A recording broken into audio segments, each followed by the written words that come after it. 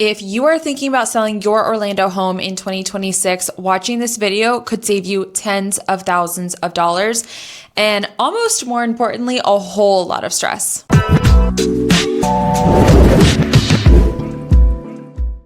I'm Christine McKinley with the Orlando Real Estate Chicks, and in this video, I am going to go through a lot of information on how to pick the best agent for you in 2026 to list and sell your home. I'm going to walk you through exactly how to choose that agent to sell your home, what actually matters in today's market, and the red flags that you should not ignore, especially as the Orlando market continues to shift in 2026. Okay, I'm going to be super honest with you. In like 2021, 2022, selling a house used to be really easy. Okay, it just used to be really easy. We could put absolutely anything on the market and it would have multiple offers in like 48 hours. But that market is gone.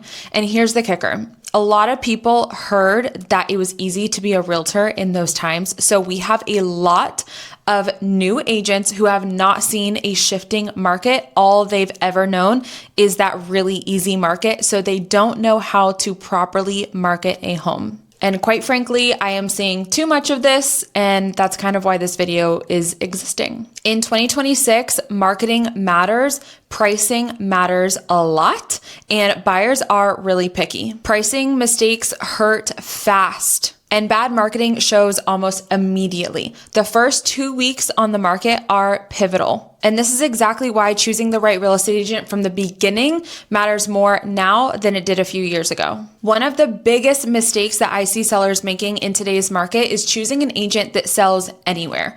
You really should be choosing an agent that specializes at least in your county, but even better, your city, and then even better, your specific neighborhood. Orlando is not just one market. Orlando right now is hyper local, and I would be willing to bet that most cities in Florida are, because COVID made our market a little volatile. So for example, Winter Park is not Lake Nona. Winter Springs is not Lake Buena Vista. Those are two completely different markets. Even neighborhoods that are a half mile apart can have completely different buyer behavior. So let me give you an example. There's a neighborhood in Maitland. Let's take it. They have the exact same zip code. However, they have different school zones. There is one tiny road for those who are local, who maybe you'll recognize this area. It is English Estates and Domerick Estates. And those two neighborhoods have completely different school zones. Therefore, the one with the better school zones, those homes sell for about $200,000 more. If you are not an expert in the Maitland area and you're just pulling comps, you're not going to know that. Top Orlando agents should know what buyers are paying for in your neighborhood, how long homes are sitting on the market and how long they're going to take to move, how long homes are taking to sell in your neighborhood, and which price points are moving and which price points are staying. Because again, back to Orlando being hyper local, each price point is going to react a little bit differently. So the average home, which is about $450,000, that market is going to move a lot faster than the luxury market. But that wasn't always the case. If your agent cannot speak confidently about your neighborhood, your school zones, your buyer pool, that is a huge red flag. So you need to be asking your agent, what type of buyer is going to be looking in my neighborhood, aka who are they going to be targeting in their marketing? You do not want an agent who is guessing with your biggest asset. Next, let's talk about this agent's pricing strategy. Every seller wants to know, what can I get for my home?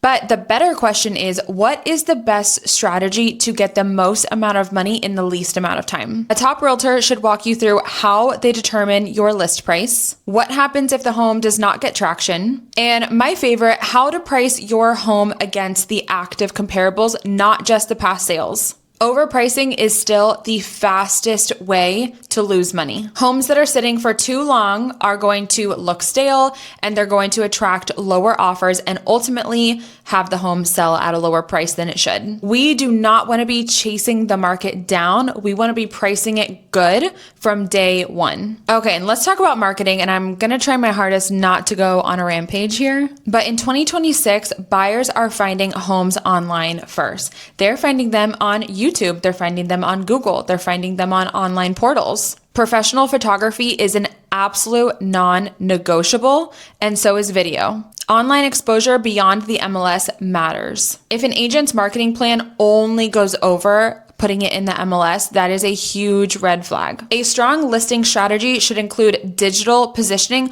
where their targeted buyer is looking. Your home deserves a lot more than a sign and crossed fingers. And let's move on to negotiation strategy. Here's something that sellers don't always realize, because a lot of times in the listing appointment, you're talking about marketing, pricing, commission, and truly the real work happens after you get an offer. Negotiation is not just about price. It is about contract timeline, appraisal, inspection deadline, concessions, and keeping the deal together when emotions get high. An experienced Orlando agent knows how to protect your bottom line while still getting the deal to the closing table. Let's talk about communication and transparency. You should never feel like you're in the dark with your agent. A top realtor communicates clearly and sets expectations every step of the way. This part will make or break your experience, even if you're selling for a price that you're really happy with. If you're not hearing from your agent or you're not getting updates, you are going to feel left in the dark. This part matters a lot, and a lot of agents just don't know how to handle communication, maybe when there's nothing to tell. But you should never ever be kept in the dark about your biggest asset. A top realtor communicates clearly, consistently,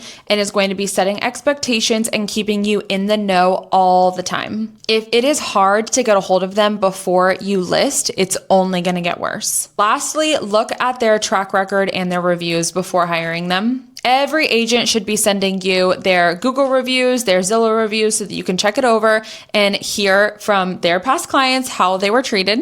And a lot of agents will say, oh, well, I've been in the business for 20 years.